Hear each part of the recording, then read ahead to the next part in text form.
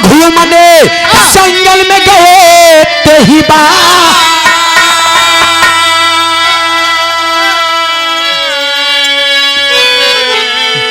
का वार हुआ घटना घटी तेही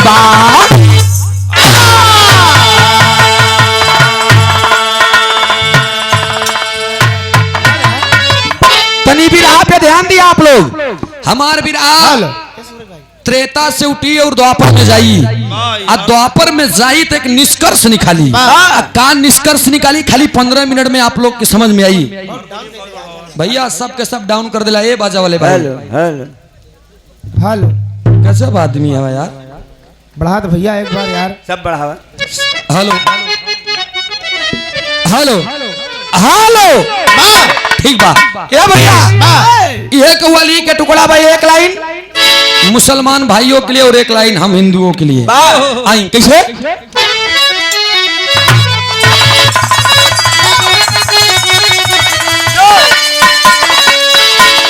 अरे नकाबे अरे नकाबे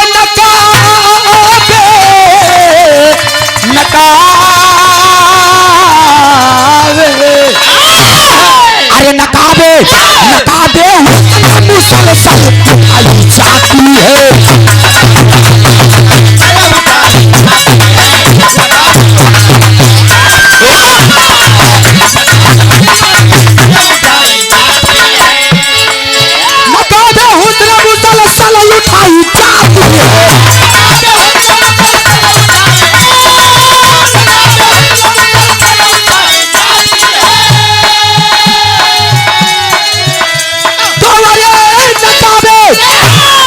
मुसलसल उठाई जाती है। मैं तो पीता नहीं घबरा पिलाई जाती है। मैं तो पीता नहीं घबरा पिलाई जाती है।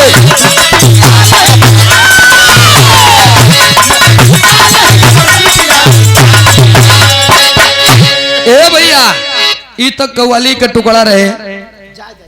हैदर अली गुरुजी एक लाइन कर रहन की हिला दे बजा दे श्याम बासुरिया तो मजा आ जाए, और हिला दे पतली कमरिया तो मजा आ जाए। हारमोनियम बढ़ाइए भैया यार, कोरसो वाले सब डाउन करें। अच्छा यादड़ी आप समानी से हमारे ट्रेबल कही दे बढ़िया से आवाज बढ़ा दे, टन चला गए भाई। यदुकुल शिरोमणि यदुकुल नंदन यदुवंश के सितारे आप तेजू यादव जी ठेकेदार। अच्छा अंग्रेजी अच्छा 25-30 ठीक है, क्या बात है। ये 500 रुपया का पुरस्कार देकर अपने भाई अपने बच्चे का हौसला अफजाई किए हैं। आपके श्री चरणों में कोट को नमन बा प्रणाम बा। आशीर्वाद दे हम बच्चे कला में कामयाब रहे। हम जानते हैं आज पूरे शरीर से पानी निकलबे करबा भाई। और ये हमारे हृदय के गार्जियन बड़े भैया श्री बबलू प्रजापति जी, जिस तरीके से आपने अपने बच्चे को अपने भाई को इलाहाबाद की धरती से ला करके बनारस की सरजमी पे गवाना शुरू किया है, आज हाथ जोड़ के निवेदन भाई इसी तरीके से आप अपने हाथ को हमारे सिर पे सदैव आजीवन संकल्प लेकर के हमेशा रखे। गलतियां हर इंसान से होती है, त्रुटि के लिए क्षमा प्रार्थी है। बहुत बहुत नमस्ते बा प्रणाम बा। आशीर्वाद हम बच्चे कला में कामयाब रहे। ए भैया संत शिरोमणि कच्चा बाबा बहुत समाया का पुरस्कार बाबा जी के श्री चरणों में सादर यथोचित। ए भैया इधर कव्वाली के टुकड़ा ई तो रहबे भाई, लेकिन भाव में बतावल गई। का बतावल गई? अरे मुरादे तो मुरादे रे मुरादे मुरादे मुरादे मन चाहिए पूरा करना मुश्किल है।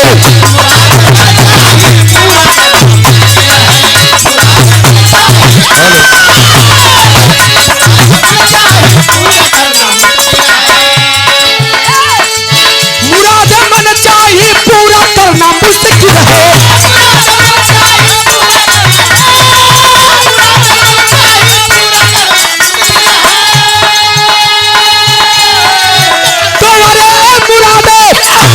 चाहिए पूरा करना मुश्किल है। फूलों पर चलने के कांटों पे चलना मुश्किल है। फूलों पर चलने के कांटों पे चलना मुश्किल है।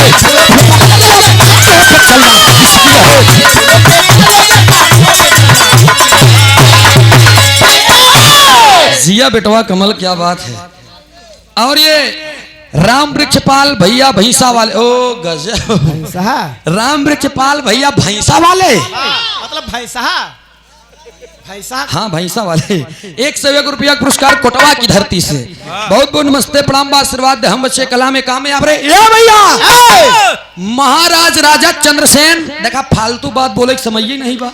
महाराज राजा चंद्रसेन अपने दरबार में बैठे हुए हैं, मूड मिजाज काम के घोड़े को निकाले और घोड़े पे बैठ कर गए हैं वन विहार करने के लिए। जब वन जंगल में गईलन, उनके बीच जंगल में एक आम का पेड़ है, आम के पेड़ के नीचे एक नागिन और एक नाग, एक नागिन और नाग नृत्य करते हुए मिले। जब नागिन नाथ नृत्य करते हुए मिले तभी जौहरी छंद में बताओ गया।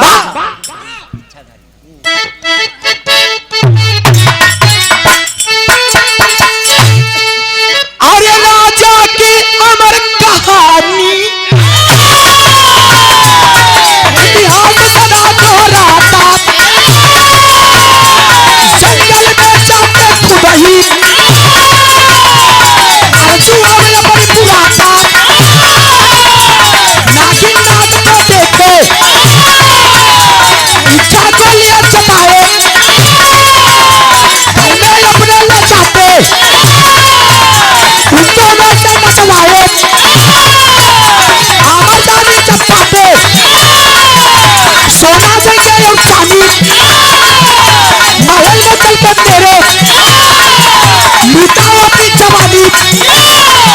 ये बात मेरी ये मानो, तुम जिद नहीं तो ठालो, अरे बैल में चल के भेजे अब चिकन साथ मानो।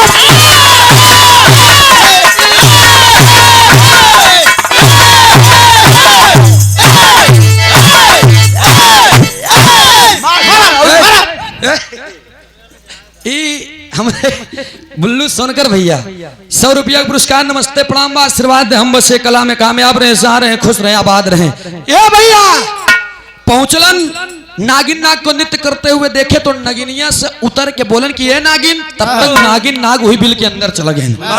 जब बिल्ली के अंदर चला गए तो छत चढ़ के उसी पेड़ के ऊपर महाराज बैठे हैं। 5 बज गया दूसरी मीटिंग, जब हल्ला गुल्ला शांत हो गया तो नागिन नाग निकरेन, जब नागिन नाग निकरेन फिर से नाचा ही लागेन। जब इच्छाधारी नागिन नाग फिर से नाचा ही लागेन तो ऊपर से आवाज देता है कि तुम लोग डरो मत।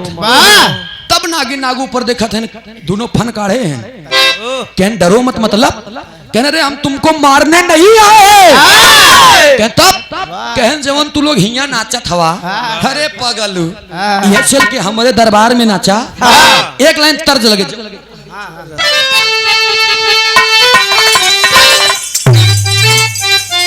ओहो ई गीत के बाबू रामदेव उस्ताद गावत रहे। बबलू भैया हेलो, ई गीत के बाबू रामदेव उस्ताद गावत रहे। शिकवा शिकायत कैले रहला, यही से हम कहे अब हम आज गाई मन लगा के। ए भैया रामदेव उस्ताद गौलन जैसे अब तो हम रामदेव उस्ताद तो बनब ना, लहावे चलत है ला जाई तो शेर है ने वैसो सवा शेर बन के टहरते ही।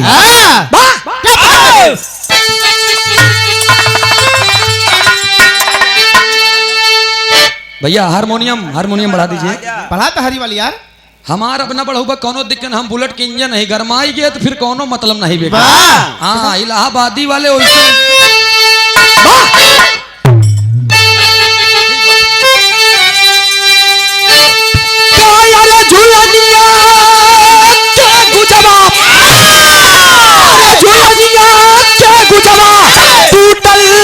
राजा सवनिया या छूटल ए राजा, या छूटल ए राजा।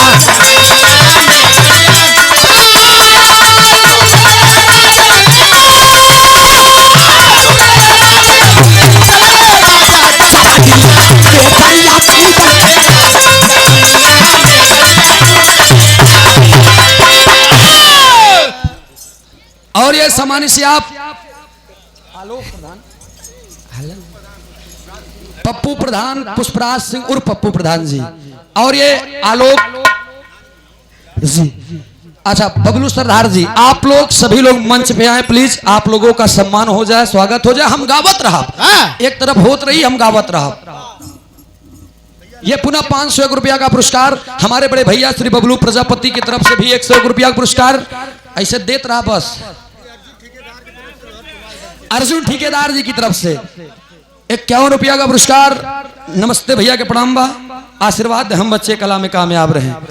अनिल सोनकर पार्षद वार्ड नंबर 8 दीनापुर वाराणसी से ये 501 रुपया का पुरस्कार देकर अपने बच्चे का हौसला अफजाई किए हैं। आपके श्री चरणों में कोटि कोटि नमन बा प्रणाम बा।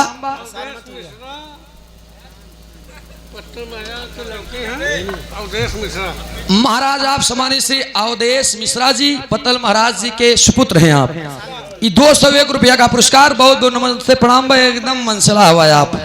और ये गुलाब सोनकर हमारे हृदय के गार्जियन बाबूजी आप श्री गुलाब सोनकर जी भाव पे प्रसन्न होकर के तुरंत 251 रुपया का पुरस्कार देकर अपने बच्चे का उत्साह वर्धन किए। बहुत बहुत नमन है प्रणाम है।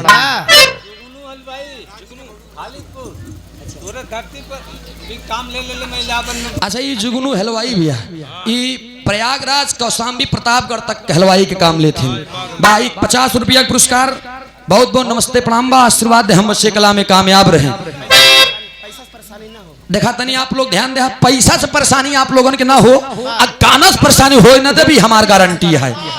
पूरी रात खाली आप लोग शांति के परिचय दा बस। ए भैया राजा चंद्रसेन बतावत हमें का बताए जब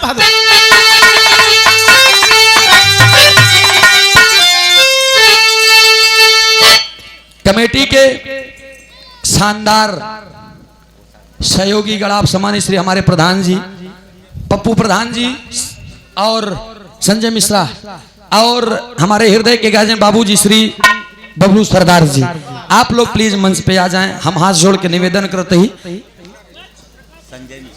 और आप गार्जियन स्वरूप श्री संजय मिश्रा जी आप भी मंच पे आए। नाग नागिन से राजा चंद्रसेन बोलत हमें का बोलो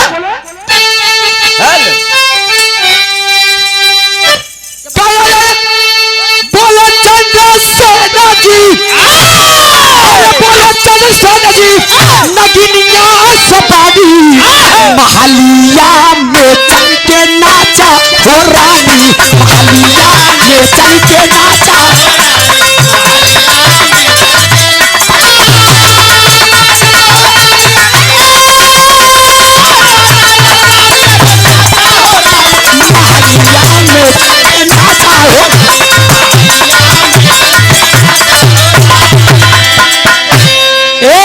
अरे सुंदर सुंदर पहिराई के दे बई वसनवा, सुंदर सुंदर पहिराई के हिंगा नाचे से कोनो फायदा होई वाला नहीं। अरे सुंदर सुंदर पहिराई के दे बई वसनवा, अरे पावर प्रकार के मिली है भोजनवा।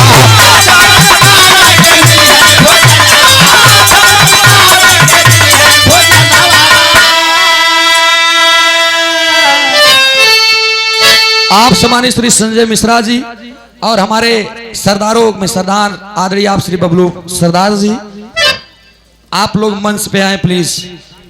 प्रधान जी आप भी तनी मंचवा पे आए जा, नहीं तो बड़ी दिक्कत बा। समय जितना देरी करबा उतना ही देर होई। कहे का अरे हीरा मोती सोना दे भाई, अरे हीरा मोती सोना दे भाई, दे भाई हो चांदी महलिया में चल के नाचा।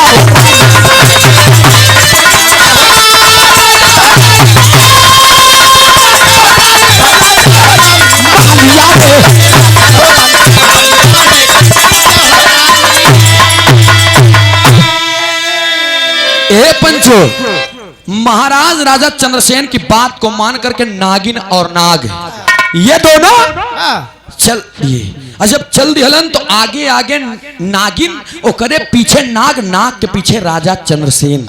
जब आधा रास्ता आए तो राजा चंद्रसेन के मन में पाप जाग गया। पाप ये जाग गया कि नगवा जब तक रही जैसे इशारा दे नगिनिया वैसे ये भैया इतना सोच के नगवा के पूछ पकड़ ले। और जब नगवा के पूछ पकड़ ले तो नचाए के 4-5 बार फेंक दे। नगवा जाए के नागफनी के डार पे गिरी है। नागफनी के डार पे जब गिरा तो उसके तन में तमाम कांटे चुभ गए। जब तमाम कांटे चुभ गए निकल ना पाया और वहीं पे सिर लटक गया और वो आभा का दुलारा हो गया। चला गया नाग आगवा जाए के नगिनिया कहा बस सैया कहना अब दिन लौट आई ना, लेकिन अब क्यों हंकारी नहीं भरत बा, कोई हंकारी नहीं भर रहा है। 4 6 10 बार ऐसे बीता, नगिनिया पलट के जब देखे तो नगवा दिखावा ही नहीं भा। उसकी निगाह जब कुछ दूर पे पड़ी तब नाग का सिर लटका हुआ है। जा गैलन पास में नगवा के जब देखे तो उठा के नाग की एक बात कहा बका के मार सब तेरी की लाइन में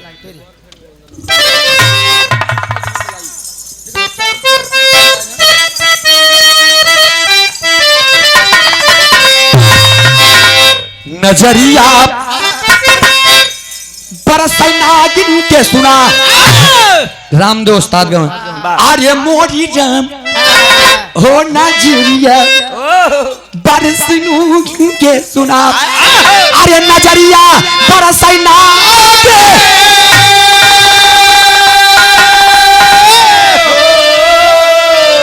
हो नजरिया बरसै नागिन के सुना। नगवा तड़प के मरिया नाग फनी के दरिया।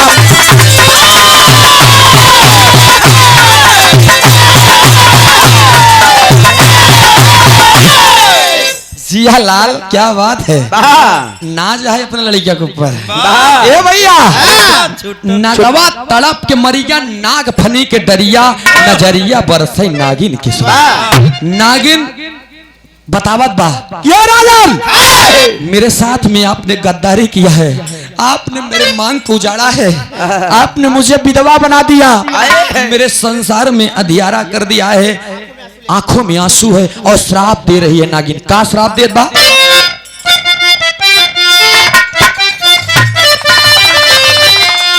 यह तरज के लाइन बा काजरा लगावलियू बिंदियों सजवलियू काजरा लगावलियू बिंदिया सजवलियू राजा नथुनिया के तारी दुलारी नथुनिया।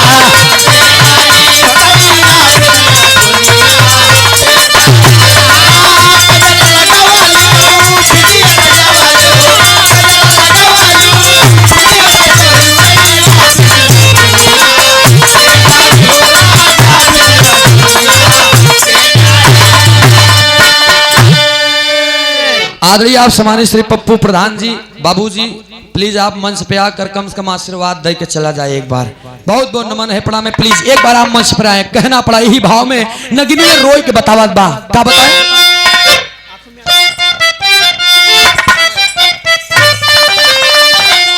आर्य विधवा बनैला तू जीवन न सैला रोवत बा और आगे बाद मेरी जिंदगी को उजाड़ दिया आपने। विधवा बनैला और जीवन न सैला राशन हो सरपावा हम देवई राशन हो।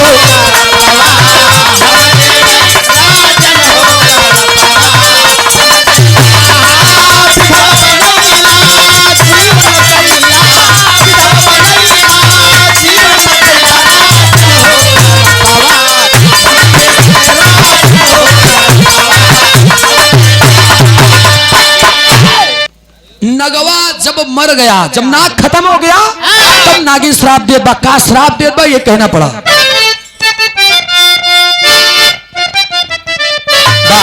बताओ का जैसे छदाइल बाटे नगवा के तनावा यही दशा होई तो रहू लजनवा।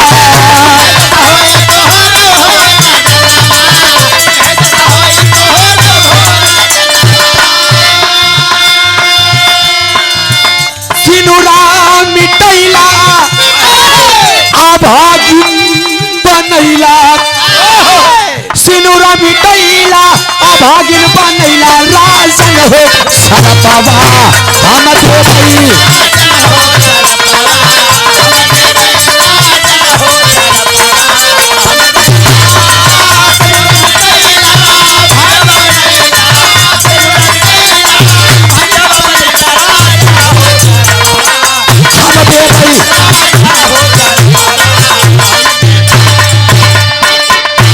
नागिन श्राप दे बाकी है राजन, जिस तरीके से आपने मेरे सुहाग को उजाड़ा है, जिस तरीके से आपने मेरे पति नाग को मारा है, यही दशा तोहार हुई अगले जन्म में।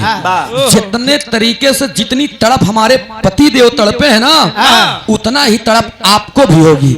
इतना जब कह दे तो राजन की एकदम हक्कीन बक्की बुलाई है, एकदम चेहरा मायूस मृदुल भास लेकर के और तुरंत घोड़े पे सवार होकर के आते हैं। रानी साहिबा कहना रे सैया तू डेली रोज आना, हंसते हुए जाते थे और हंसते ही वापस आते थे, आज हंसते हुए गए और मायूसी लेकर के आ रहे हैं, क्या बात है? तब पहापट की लाइन में बताओ थे क्या बताए?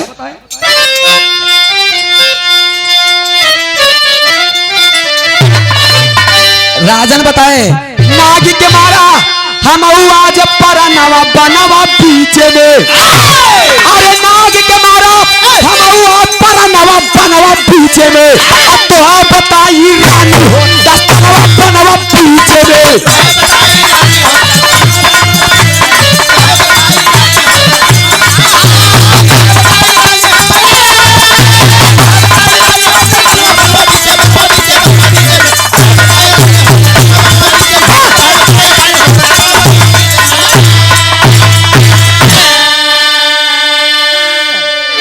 तो है बताई रानी हो दस्तनवा बनवा पीछे में, एक नाग के जान लली नगिनिया बनल विधवा हो,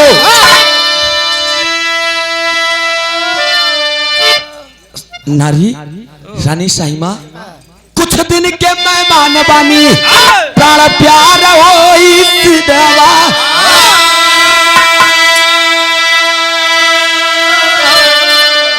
आर्य धरती से मिटी हमारा नाम निशानवा बनवा बीच में, तो बताई रानी हो दस्तनवा बनवा बीच में।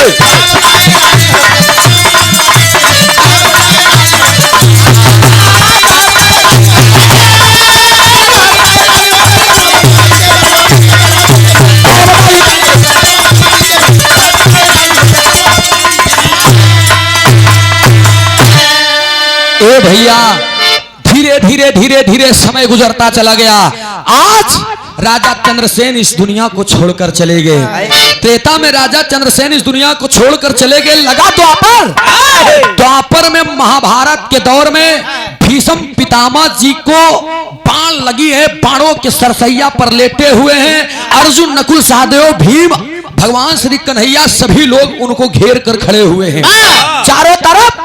तब तक द्रौपदी आती है, सभी की आंखों में आंसू है, लेकिन द्रौपदी दिखते मान ठट्ठा मार के हंस देती है। और जब ठट्ठा मार के हंस दे तब भीष्म पितामह पूछलन कि अरे नारी तुम हंस क्यों रही हो? सभी ने रोया लेकिन तुमने हंसा क्यों? तब द्रौपदी बतावत बा, का बतावत बा भीष्म से?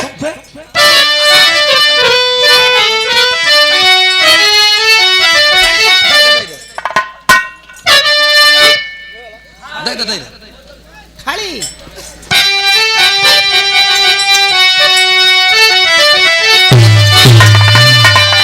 आर्य बोले द्रौपदी अगला जन्म याद करा। बतावत बा द्रौपदी अगला जन्म याद कीजिए, जब पिछले जन्म में आप कुछ और थे। अरे भीष्म पितामह सोच रहे हैं, का सोचत हुए? राम वृक्ष भैंसा वाले कोटवा की धरती से 101 रुपया पुरस्कार नमस्ते प्रणाम भैया की कहे। आर्य बोले द्रौपदी अगला जन्म याद करा, मौत के पावे पद प्रभु यमराज खड़ा।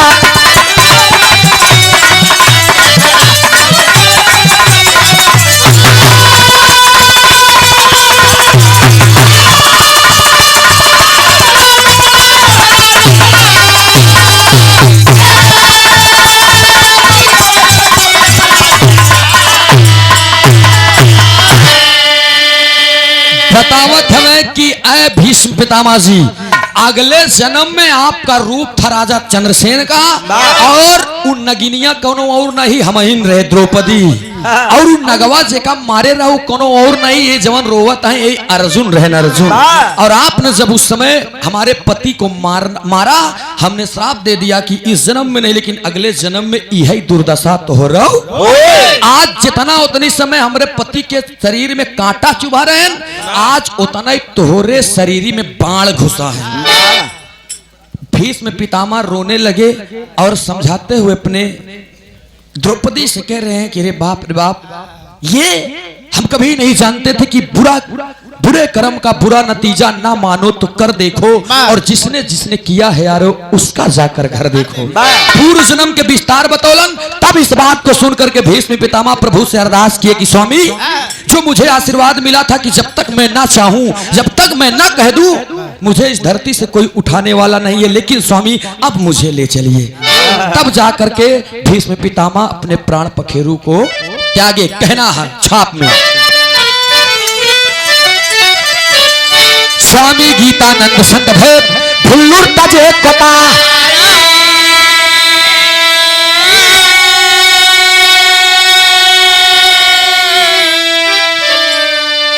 आर्य पांचों पांडव चले हैं किधर, दिया बात न्यारी।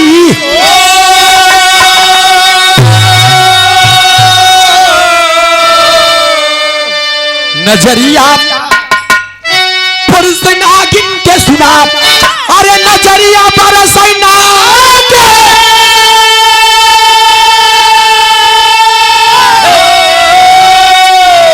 ओ नजरिया बरसै नागिन के सुना, कावै सूरज यादव सारद मरमा यहिया, नजरिया